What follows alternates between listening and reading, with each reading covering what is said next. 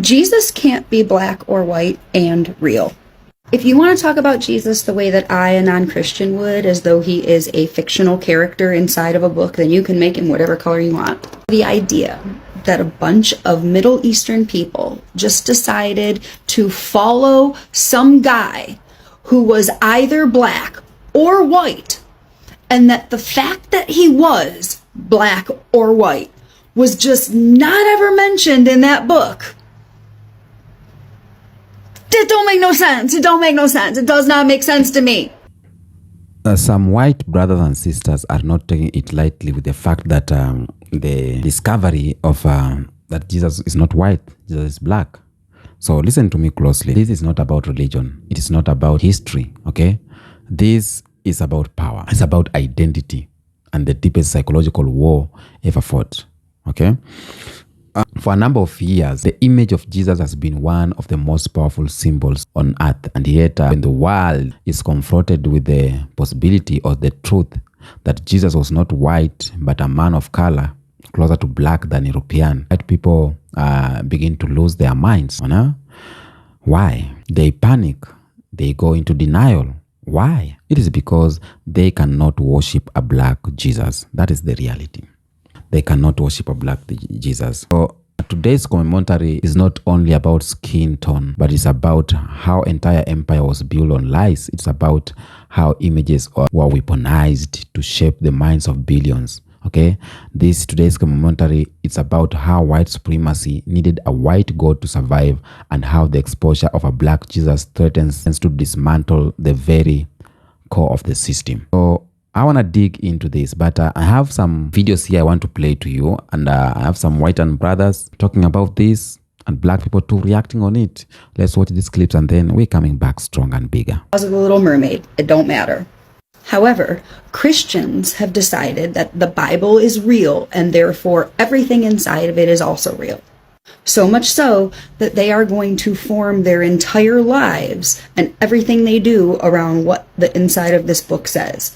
And that not only should they do that and live their lives like that, but people like me that don't believe in it should also lead my life according to this book that they believe in, but I do not.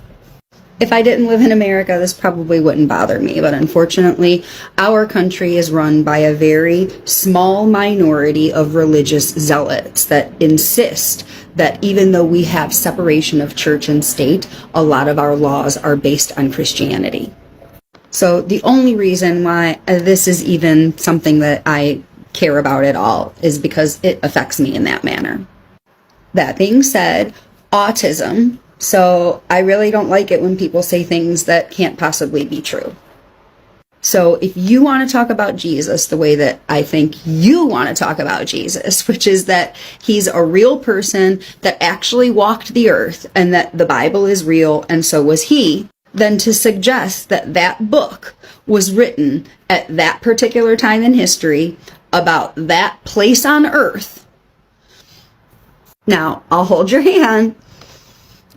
And that person, the main character who got all the other people that live there to listen to what he said and follow him, was anything other than a dark-haired, dark-skinned, Middle Eastern, likely Palestinian, is a little wild.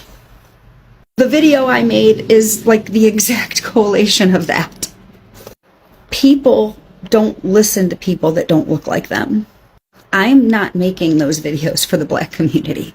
I'm making those videos for people that look like me, because people that look like me don't have a tendency to listen to people that look like you when they talk about things like that. I don't like that. I wish it wasn't true, but it is. It's the same reason that women ask men to talk to other men about their problematic behavior, because men don't listen to women. So yes, my people. White people, why are you all getting so upset when you hear that Jesus is black? And for 2,000 years, Black people have been accepting, most of them have been accepting your lies. That Jesus is white. And they accepted this white Jesus for so many years. But now, it's not a black man that put it out, that showed the paintings, that Jesus is black and the Israelites and whosoever else is black. It's a white man putting his what? A black or a white man. It's not a white man showed us finally that Jesus is white. So why are you all getting so upset and texting and carrying on as if it's black people racist? Is you racist? I curse my own when they are wrong. Martin Luther King tell you that don't condone with the wrongs of your own race. If you watch my videos, look in my profile, I curse my own black people when they are wrong. Because a lot of them are wrong. A lot of them are dready. And some are. Because I'm living it, I've been through it. Yeah. A lot of them betrayed us and keep on betraying us. That's why Africa is taking so long to rise. I have all of those videos in my profile. Because I'm living it here. I see the system. As Nelson Mandela told us, you have black domination as you have white domination. I live it here with my black people, doing a whole host of crap and keep selling us out. They are also in the system doing foolishness. Yeah. Is a white man show that Jesus is black, Because some of these white people realize that their own ancestors have been fooling them and lying to them for years. And they know that judgment is upon the land. Judgment is going to be upon them for all of the lies that they have told. They have slaved us, put us through so much hell. Lots of white people know that judgment is upon them. So they want to make their way clear. Because I said it before, white people are going to help us. Guys, not all white people are bad. A lot of you texting and carrying on. Listen, man. Unapologetically. Yeah? You want me to say it again? Unapologetically, I say Jesus is black. And I'm not going to take it back. I've been saying it for many years. So I don't give a damn what you want to say. Yeah. You keep on texting and talking about a crap as if I am afraid to say what I mean. Or believe. Or know is true. Jesus is black. And we as chosen know that all along. And we're not gonna apologize for what we know is true. Yeah. Yeah. I'm not racist. I love all people. I talk it all the time in my profile. The videos are there. I love all people once they are with me. Once you're working with me, I'm working with you.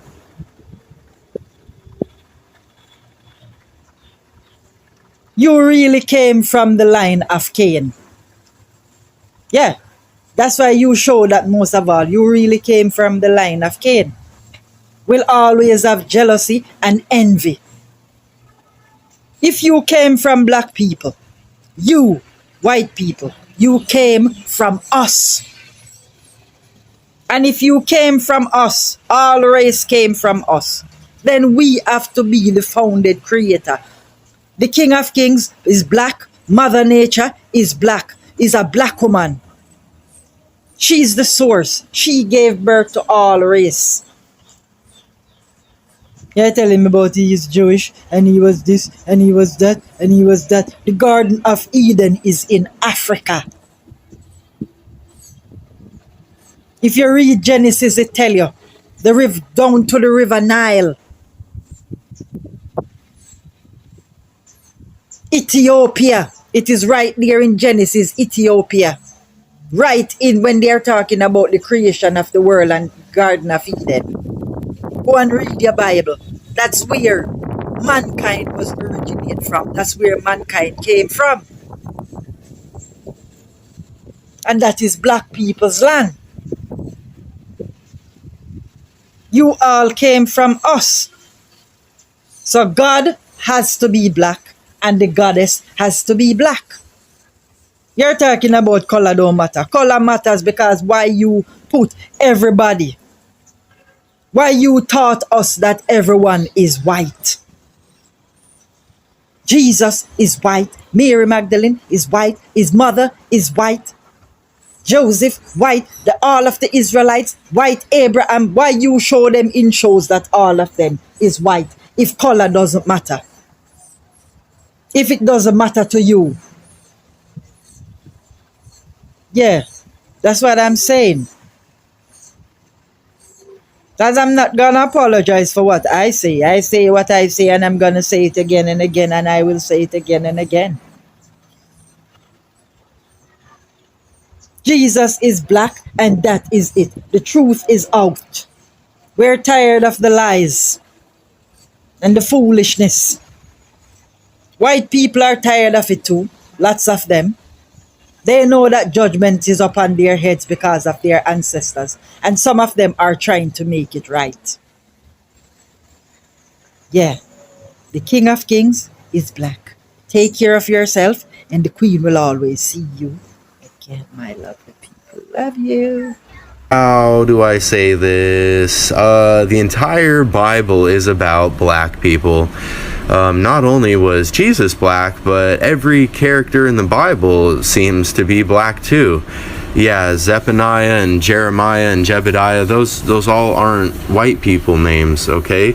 And Jesus wasn't some tan, partially melanated Middle Eastern person either. I'm talking straight up black dude, okay? Even in the book of Revelation, when you get the vision of Daniel, he's describing someone with feet like burnt brass and white woolly hair, and we've got the deep running water voice with the red eyes, and you guys, he's black. The Jewish people are black people, like Kanye was right. And those people yelling at the park dressed in purple about black people being the real Hebrew Israelites, they're right, okay? Like, anytime you see the word Hebrew or Israelite or Jew in the Bible, in your mind you got to replace that with black person. So the whole Bible is going to make a lot more sense to you once you start reading it like that. But you need to let this get settled in your heart now before you get up there. So, I mean, they were literally whipping him on his way to get crucified, you guys. Crucifixion was a punishment, like, for slaves back then. And gladiators. And all the gladiators were black, too. Did you know that? Like,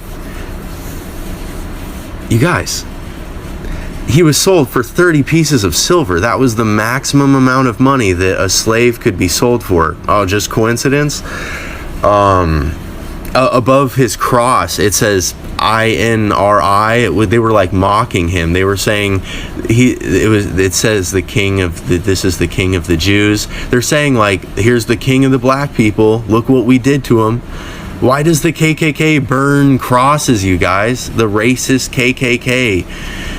It's just black people, rejoice. You are God's chosen people. Like, I mean, those are some big shoes to fill, but be honored, like, feel good about that. Like, how cool.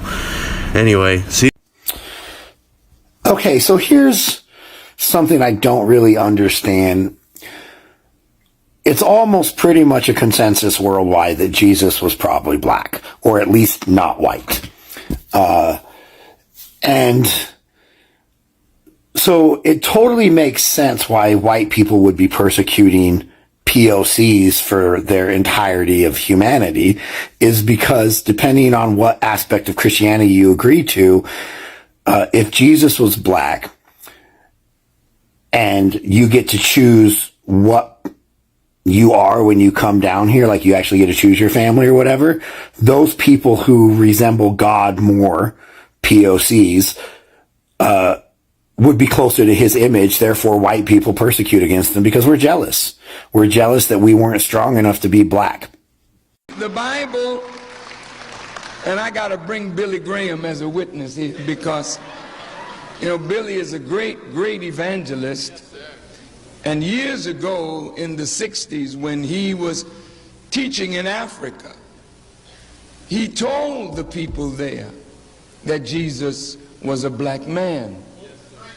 Now, of course, that may shock your ears, but in the private chambers of the Pope, wait,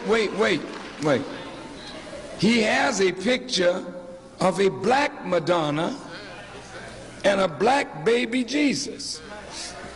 Since he's Polish, you know, in Częstochowa, I think is the name of it, they have this black Madonna.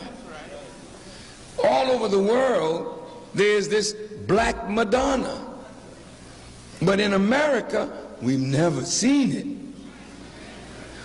Why is that? Now, the Bible tells you that Mary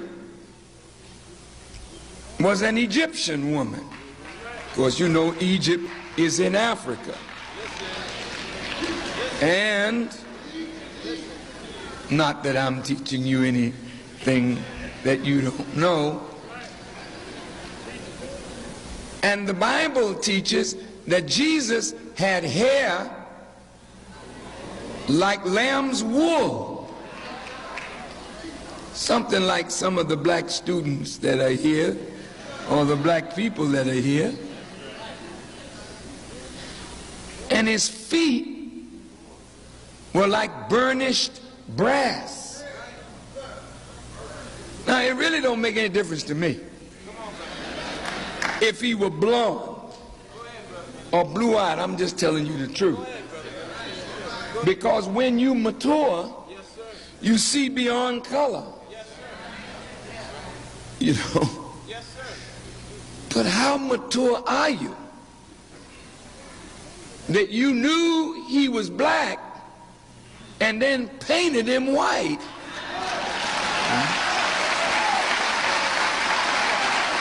True Christ, who was not just for one culture, he's for the whole. Look how familiar that face is, and I'm finna tell you who the fuck that really is, because it's not Jesus. His name is Cesare Borgia, or something like that. And he was painted by Leonardo da Vinci. So let's get into the real story on how the fake Jesus came to be here in the Western United States, where all the fakeness is and the lies, etc., etc. If I die because this is a government, I think I'll be alright. So boom, let's read this.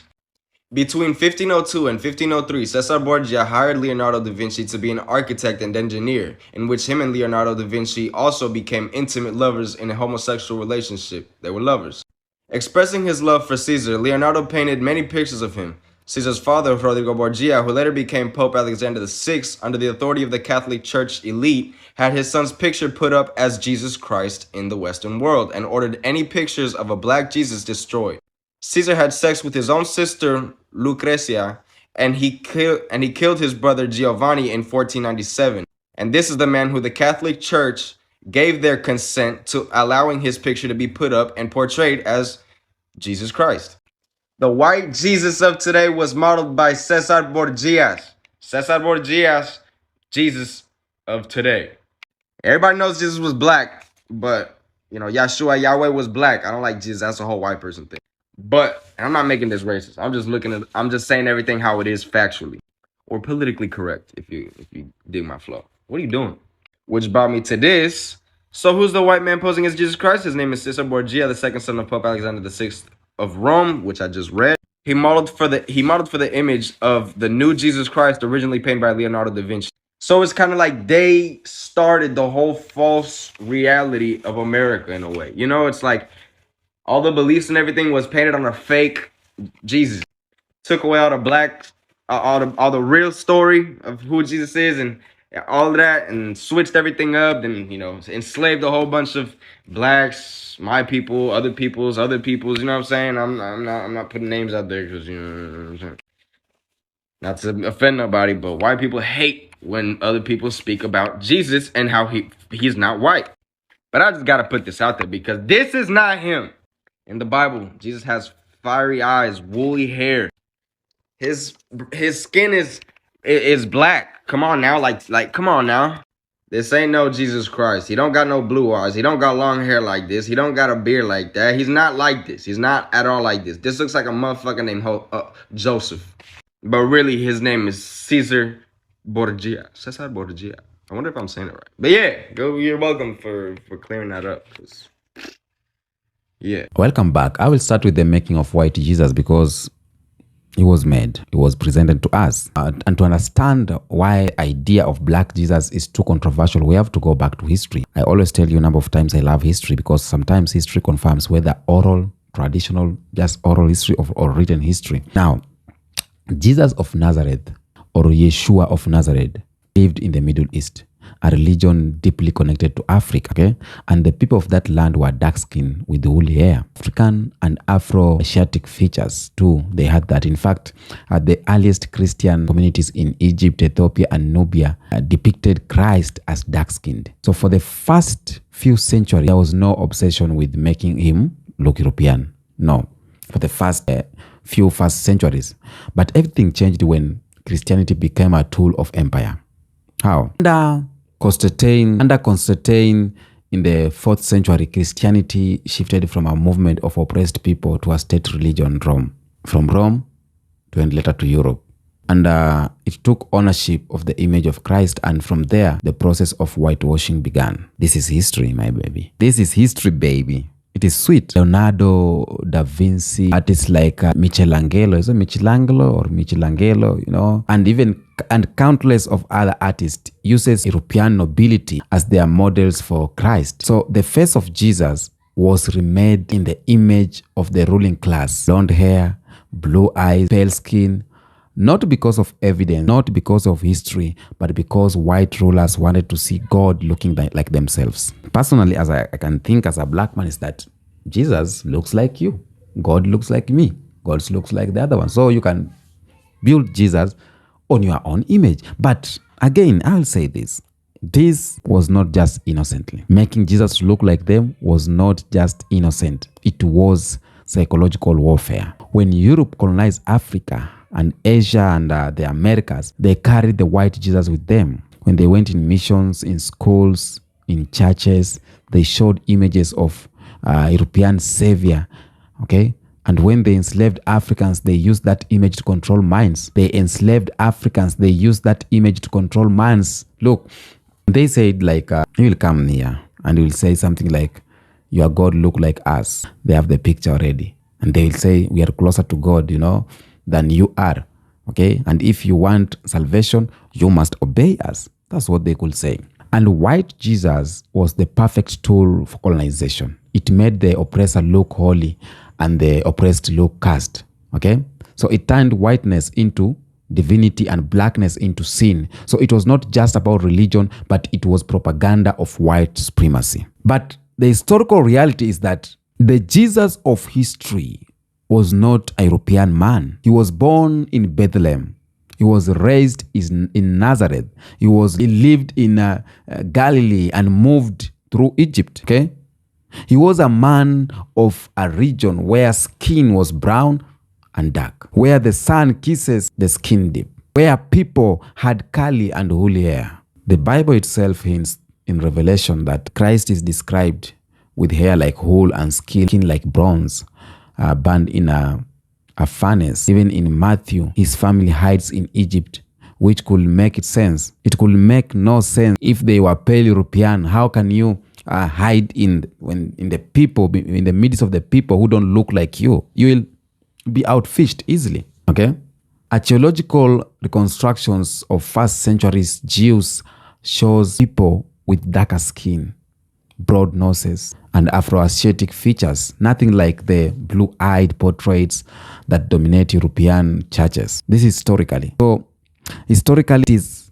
undeniable. Jesus looked more like the oppressed people of the world than the rulers of Europe. He looked closer to an Ethiopian farmer or a Nubian soldier than European features. So, when we come out here, when I speak of a black Jesus, we are not inventing a new myth, but we are just restoring a truth that was stolen. Now, but each time the story of black Jesus come out, we see the panic in white brothers and sisters' faces, because white people cannot worship a black Jesus because it destroys the foundation of their religion's primacy. Okay? For a number of centuries, whiteness was equated with divinity, and the image of God was literally painted as white. Okay? If that image crumbles, so does the illusion of white superiority. So it destroys their foundation of power if we put Jesus as black. Because white supremacy rested on the idea that whiteness is holy.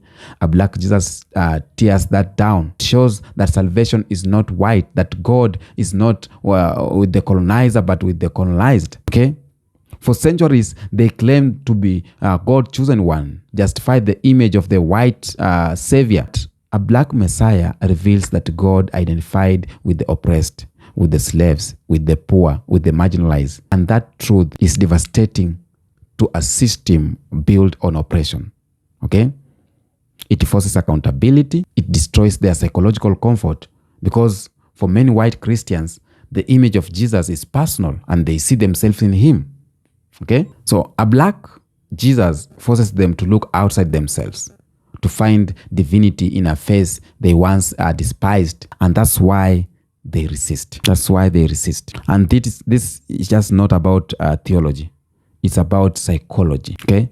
They cannot kneel before a black Messiah, because to them, blackness represents everything they worked to suppress. Now, for us black people, the revelation of black Jesus is not fear. It is just like it's like a freedom.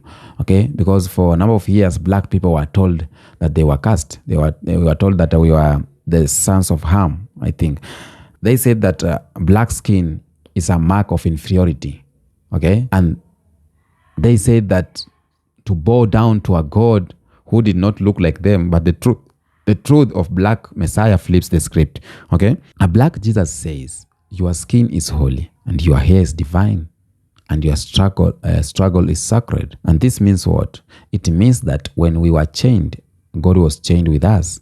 When we were whipped, God was whipped with us. When we were lynched, God was lynched with us. So the exposure of a black Jesus liberates the black mind. It heals the wounds of inferiority. It empowers children to see God in themselves. It breaks the chains of white supremacy by declaring that salvation does not come through whiteness. Okay? So for the oppressed, a black Messiah is not just theology. It is revolution. And when I go to the modern backlash, this is, you know, for example, when artists paint Christ with brown skin, they call it blasphemy. When TV shows depict a black Jesus, protests erupt. When scholars publish research about the true appearance, denials flood in. And this is because such outrage over an image, because deep down they know how much power that image carries. Okay? The truth is, their worship was never about God. It was about seeing themselves as God.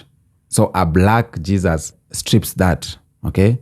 A black Jesus strips them away from the illusion, and it forces them to face the fact and the divinity that Jesus does not look like them. So they rage, they mock, they resist, you know, but truth cannot be tamed with, or truth cannot be hidden forever. This is a prophetic meaning to today, because the exposure of a black Jesus is more than history. It is prophecy. Okay? Prophecy of white empires are falling, colonization is collapsing, Africa is rising, black unity is spreading across the world, you know, and right in the middle of this global awakening, the true image of Christ is returning. This is not coincidence. So the same way lies build white supremacy, truth is now tearing it down. A black Messiah is not just about skin color. It's about the spiritual revolution of oppressed reclaiming their dignity. About telling the world that God has always been with us. Okay? And if God has always been with us, then no system of oppression can defeat us. So what we should do with this truth is that we stop bowing to our whitewashed images. Take down the paintings of blonde-haired, blonde-eyed saviors. We teach our children that Son of God looked more like them, than the rulers who enslaved them. We must embrace our identity, our own power, our own connection to God, because the truth is clear. They cannot worship a black Jesus, but we can. We have worshipped white Jesus. Why can't we worship our own look like us? Okay? And when we do that, we dismantle the last stronghold of white supremacy. And this is the lie that God himself is white. Tell me what you think on this video. Until next episode, peace out. I was forgetting. If the image of white Jesus was used as a weapon to enslave and control, then the truth of a black Jesus is the key of liberation. That's what I wanted to say. It breaks down the chains, it restores dignity, and it tells the oppressed that God has always been with you. So for black people, the truth is not just comforting, it is revolutionary. It changes how we see ourselves. It makes us love ourselves, respect ourselves, accepting who we are. Because a number of times black people, black skin, we were hating our black skin. I don't know why. Personally, I've never, but a lot don't like that. So I'll say this. Let's remember something here. Jesus was not born in a palace. He was born in poverty. He was not raised among the rulers, but among the ordinary, struggling people in Galilee. He was hunted by empire, spied on by religious authorities, betrayed, beaten, and executed as a criminal by the Roman estate or the Roman state. This is not the story of an empire son. This is the story of someone who shares the pain of the oppressed. Now, imagine enslaved Africans on plantation being told that Jesus looked like their slave master. Would they worship him? Imagine how that robbed them of hope. Because if Jesus looked like our slave master, then we do not have hope. But imagine if they had been told that Jesus was a man who looked like them, who suffered like them, who stood against empire like them. So the truth is dangerous, because the truth always empowers the oppressed to resist. And when I bring history, Nat Turner, the enslaved preacher who led a rebellion in 1831, believed a God who stood against slavery. Okay, he saw visions of Christ not as a gentle white savior blessing the oppressor, but as a warrior standing with the enslaved. Turner preached that God's justice will fall on slaveholders. Okay, he read the Bible through the eyes of the oppressed, and in doing so he found a black Jesus who gave him courage to fight. And that is why enslavers were preachers. They knew that if the enslaved discovered a Messiah who looked like them, the chains would break. That's why they promoted image of a white Christ to keep rebellion down. But still, the idea of black Messiah kept surfacing in Turner or in slave songs and in copied spirituals like Go Down Moses. So enslaved Africans saw themselves in Israel's, saw Pharaoh in the slaveholders, and saw Christ in their struggle. Okay, when we come to African leaders and black leaders like Marcus Garvey in the early 20th century, Garvey declared boldly that God is black. He told the African diaspora that they were not cast, not inferior. Okay, not rejected by God. Instead, he proclaimed that Christ was a man of color, that salvation would come through African redemption, and that black people must see divinity in themselves. Garvey movement terrified colonial powers. Why? Because a black Christ is a revolutionary Christ. So it tells oppressed people that they do not need to bow to Europe, that their God is not white, and that their destiny is in their own hands. And Garvey's speeches ignited pride across the world, from Harlem to Kingston, all the way to Nairobi to Accra. Black people lifted their heads and declared, if Christ is black, then we are divine too. There's a lot on history. For example, in the 1960s and 1970s, a theologian, James Cone, took this even further. Cone said that if Jesus Christ is not for the oppressed, then he is not Christ at all. He urged that in America, that Jesus is black. Okay, not because of skin tone alone, but because black people are the oppressed group today. And Con wrote this: the real scandal of gospel is this. Humanity's, let me look for it. Okay, he said this: the real scandal of gospel is this. Humanity's salvation is revealed in the cross of the condemned criminals, Jesus, and humanity's salvation is available only through solidarity with the crucified people of the world. I close the quote. So, In the other words, Jesus is always on the side of the oppressed in America. And that means with black people, okay? In South Africa, during apartheid, it meant that black South Africa, Jesus was with them. In Palestine today, it means with the occupied, okay? So Con theology was radical because it demanded actions. It said that if Jesus is black, then Christianity is not about bowing to white supremacy. It's about tearing it down. So we have a lot. Malcolm X exposed the lie, of white Jesus. He pointed out how dangerous it was to worship a God who looked like your oppressor, and etc., etc. So we have a lot to learn about this. And that's why I said we need to teach ourselves, we need to learn history and teach our children. So tell me what you think on the comment section about this video. Until next episode, peace out.